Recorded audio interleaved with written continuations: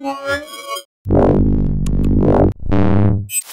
there, this is Stu from Mobile Geeks, and today we're going to give you a comparison of two of the slightly smaller pretenders to the flagship throne.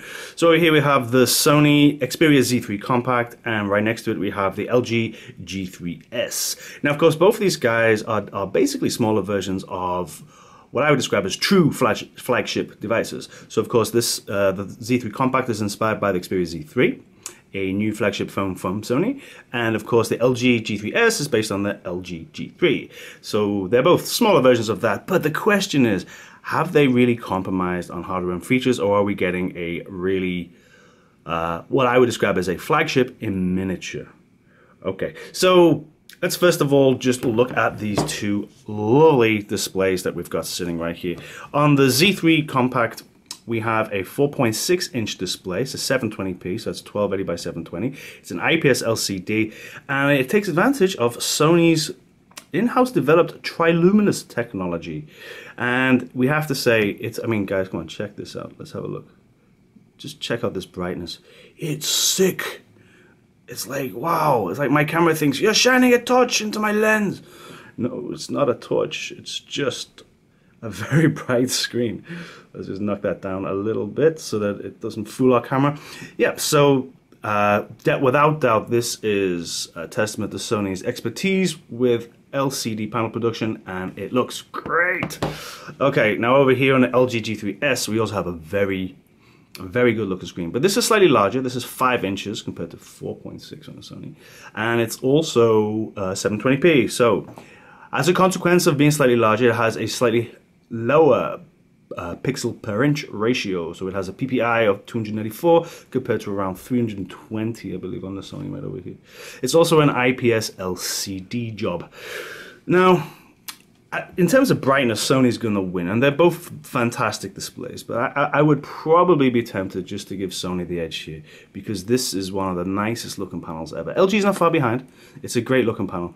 And for those of you who are looking for 1080p, look, or even QHD, look, don't turn your nose up to 720p. This is still fantastic. It's a really great viewing experience. Processors. Very, very important factor for any smartphone. And what we have here on the Z3 Compact is what used to be one of the best processors in the world, the Snapdragon from Qualcomm, the 801 version, which is clocked at 2.5 gigahertz. Now, it's no longer the top dog. The Galaxy Note 4 has that with the 805 chip, but until recently, this was the best chip on the market. And that's not just because of the CPU cores. It also has a great Adreno 330 graphics processor. So just take a look here. You can see that in 3D Mark, we're getting close to 20,000 points, which is pretty damn impressive and right up where we expect it to be. So this is flagship, there's no doubt about it. Now let's refer ourselves to the G3S. You're also getting a Qualcomm chip, but instead of the 801, you're getting the 400, which is clocked at 1.2 gigahertz and uses the Adreno 305. So everything's toned down a bit. Let's just have a look at our gallery app right here. We can see, hello, you can see that actually we're getting just under 5,000 points. So I mean, CPU performance is going to differ, but in terms of GPU performance, you cannot do much better than the 801 over here. One other fact I would like to mention at this stage is that you're getting 2 gigabytes of RAM on the Sony, whereas on the LG, you're getting just the 1 gigabyte, which for me, I want my 2 gigabytes. It really does help with multitasking. If you've got like 8 tabs open in your browser and you want to open your camera, then you go back to your browser and it's like, oh, it's all been washed out of the memory. It's all gone, and you have to start again and load all the pages. That's just annoying. Also, you're going to be getting 8 gigabytes of memory, not system memory, sorry, just like storage over here in the LG, and you're getting 16 over here. They both support micro SD cards, so I guess that's not such a big deal. Let's have a look at the overall design. Let's just turn the screens off for a second. One major difference, of course, is this back button over here. So I think fans of the LG series who've used this back button before will tell you that it is a great way to use your phone, and it keeps the whole device clean on the sides here, on both sides in fact, and it looks fantastic. It's also, yes, it's plastic, but the cover does come off. It means you're getting a removable battery, and you can change covers. You can change the color of your phone and have lots of fun with that. Why not? I mean, removable backs have their advantages, but yes, they come in plastic. This is also plastic, but it's more like a perspex plastic. It does a good job of replicating glass. On the front here, we actually do have tempered glass, but on the back here, I believe we don't. It is a form of plastic, but it feels very solid. It feels very, very much like glass. And around the edge here, this is kind of rubberized kind of plastic feel, which helps a lot with grip when you have the phone in your hand. So I also quite like that. I mean, the design of the Sony Xperia series hasn't really changed too much since its inception a while back, but they have improved on it steadily. Overall, like in terms of length and size, the LG is about 1 centimeter longer. It's also a couple of millimeters wider, but you'd expect that because this is a 4.6-inch screen and this is a 5-inch screen. Although having said that, LG have done a very good job of maximizing that screen to get, I mean, you can see if you compare screens, you can see that there's plenty of more screen. It thoroughly justifies the extra centimeter. So LG have done a good job there, that's for sure. In terms of weight, you're getting 129 grams over here on the Sony, and you're getting like 134 grams. So it's, yeah, it's a larger device, slightly heavier, but not a great deal of difference between the two. I would say the Sony actually kind of feels more solid, like a more balanced kind of feel to it, whereas the LG has this nice rounded back, but build quality, I'm tempted to go with the Sony here. Not least because it's also waterproof. It's IP68 certified, which means you get these lovely little flaps. So over here we have, this is for our, what's this for? Memory card? SD card? Let's have a look right there. Yep. And this is for, actually for both. And this is for our USB right there. Now in terms of cameras, on the front here on the Sony, you've got a 2.2 megapixel, and on the front here, you're getting a 1.3 from LG.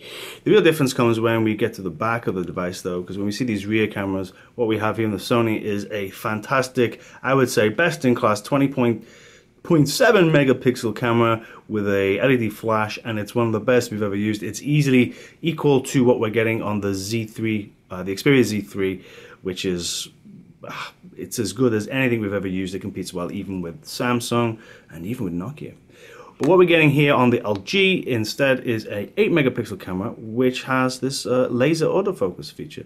Laser autofocus definitely does help with low light conditions, and it actually means it's one of the fastest autofocuses you will find. It isn't quite in the same class as the Sony though, let's be honest. It's a very good camera. It's totally capable in good light conditions, but Sony's definitely going to give you more, and one of the things it's going to give you is 4K support as well. So that's because it's got a larger sensor and it's got a more powerful processor that can do 4K basically. So there you go, that's one of the major key differences between the two. One other difference between the two devices, another area where Sony leads the way, is without doubt battery life. The battery here on the Sony Xperia Z3 Compact is 2600 milliamp hour, which in our test, Laptop Magazine test that we use, our standard test gave us an astonishing 16.5 hours. I mean, I just could not believe it. It was absolutely incredible. It was actually quite annoying because I had to hang around and wait for it to finish. So over here on the LG GS, or G3S, I should say, you're getting a 2540 milliamp hour battery, which in the same test, exact same test, and in both tests we had Wi-Fi turned on, Bluetooth, NFC turned off, and also about 70% brightness. It did 8 hours. So it's a smaller battery, but it's doing a lot less with that battery. Right, now, software. If we compare the software on both of these devices, well, first of all, I want to say that I'm in favor of LG here. LG's styling with the icons is very nice. It just looks kind of more modern. I mean, I don't like, look at the settings icon here. Spanners and screwdrivers? What's going on? It's just more simplistic, it's more minimalistic, it just seems to be a bit more modern. I'm thinking Sony should probably upgrade some of their icons, and maybe even the overall look. I mean, this whole swoosh effect, I mean, it looks nice. and it is signature Sony stuff, and it's very, very smooth. It's running Android 4.4, which is the newest version, and it's very, very much buttery smooth, and I don't have any problems with it. Another thing is Sony are giving you lots and lots of software, but okay, with the exception of Sony's What's New or What's Next software, forget that. Not a fan. But, and LifeLog. I do not want my life to be logged, okay? So there are one or two apps in there which I guess Sony is just kind of more Me Too software, but you can get rid of that and you can just ignore it. I wouldn't accuse Sony at all of bloatware, however. So a good job, but LG slightly ahead. You've got more customization options. You've also got options to for one-handed use, so that you can put. We'll just go up here, yeah, one-handed operation. You've got several options there which are going to help with that, which I like. You can also change the way the menu looks. You can switch to a tab view, which I think is very well organized and very nice. I am definitely, without doubt, a fan of what LG are doing with their software. And I get, but both of these guys, I mean, you both have your app folder, your app drawer right there. So they're sticking with the Android philosophy. They haven't gone the iOS route, as we've seen with many of the Chinese vendors. So I guess, yeah, and I think they're both doing a good job, but this is nicer. LG is winning. Let's find our audio device. Let's play this track.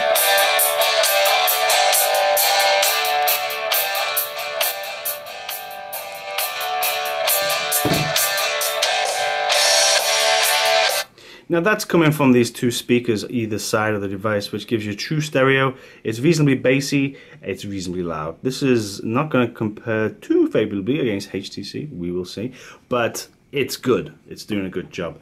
Now on the LG, you don't have the two speakers either side. What you get is a wee little speaker here in the corner, which, yeah, obviously is not stereo. And even if it was stereo, it probably wouldn't be able to give you a stereo experience.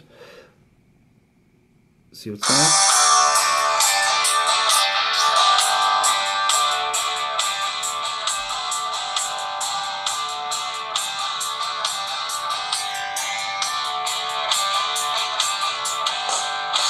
In terms of raw volume, I would say that it's probably equal to the Sony, but in terms of bassiness and overall clarity, Sony's definitely winning. And also there is the annoying fact that when you have your finger over here, it ain't gonna work, people. Let's just show you what I mean. Play the music.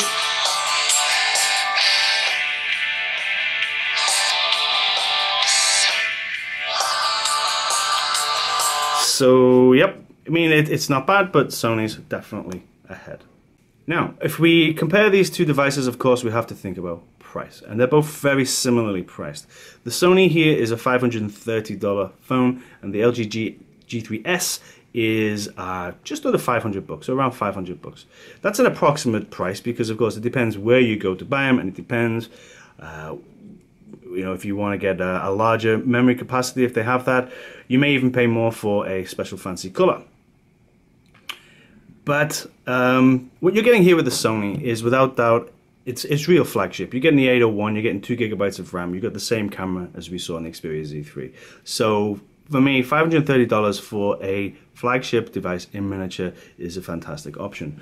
With the G3, you're getting a very nice product. Again, it's also the same screen resolution. The display is almost as good. The camera's not quite as good. You're only getting 1 gigabyte of RAM. You're getting an inferior processor, and it's almost the same price. So make sure you let us know what you think in the comments below. And if you like this kind of stuff, don't forget to subscribe.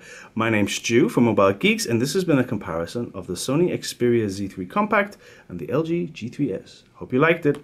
Bye-bye.